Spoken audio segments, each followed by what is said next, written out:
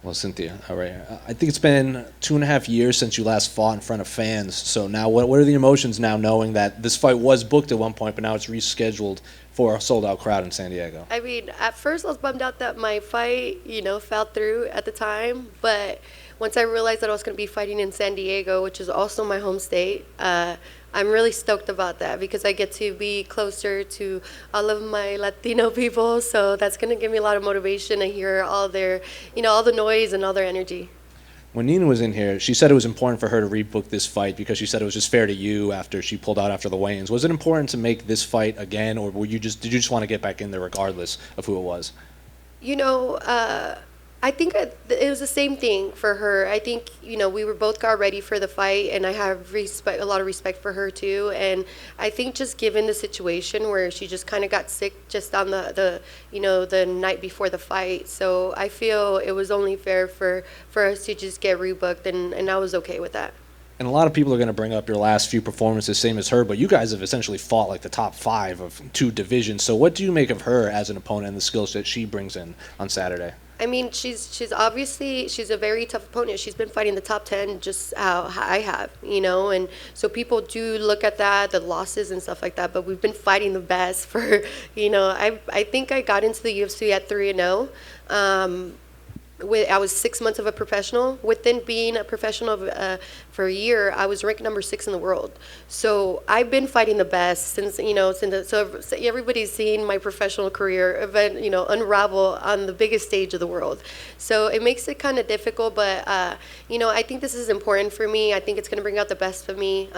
We all show that all Mexican fighters, we always rise to the occasion. No matter how many times we fall, we're always going to come back stronger. And I feel that way about Nina too. I think she's got now the extra mom powers for having their daughter, and I'm sure she's got a lot of motivation. Having her wife win the championship just 2 weeks ago. So it makes for a great fight. And Nina's, of course, moving up from strawweight to flyweight, a move you made in the past. Dustin Poirier once said that it took him a while to feel like a lightweight when he moved up rather than just a featherweight that wasn't cutting weight. So I'm curious, how long did it take for you to feel like an actual flyweight in there, and what are you expecting from Nina when she fights? Well, I think we're not going to be very much different in size, which is given I think it's going to make it where we're not going to be super giant flyweights. I'm still not a huge flyweight.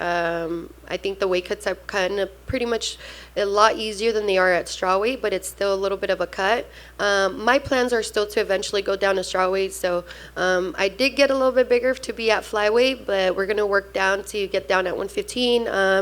And I think this is going to be a great fight. I think it's going to be hard to tell whether I settled in as a flyweight or not in this one, just because Nina is coming up as well. So I feel like just like her and I, it might take a little bit to actually settle in the flyweight and build all the muscle and feel just as strong as the rest of them.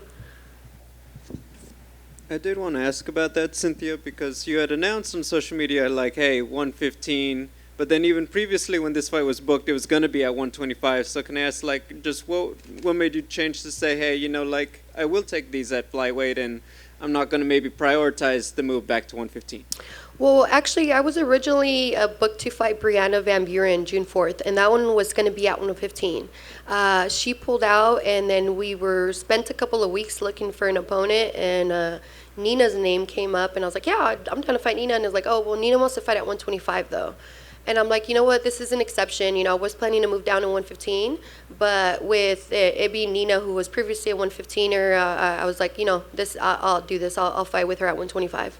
And is plan still to start doing everything to make the move back down, or is it going to be like opponent by opponent basis kind of deal? I think what's going to happen is we're going to get through this fight first, and then we're going to go back to the PI and rerun the test and do a practice weight cut and making sure that I'm going to be healthy enough to make the descent back to 115. But the plan is to get down to 115 before the end of the year. Now, there's obviously a lot of Mexican talent on the card. You are Hispanic American. Do you feel a little bit of this momentum, not just with the fans, but also get the UFC back to Mexico kind of deal? Because it feels like a lot of the fighters is like, hey, just bringing the UFC back to their market could be a big deal too if they make an impact Saturday.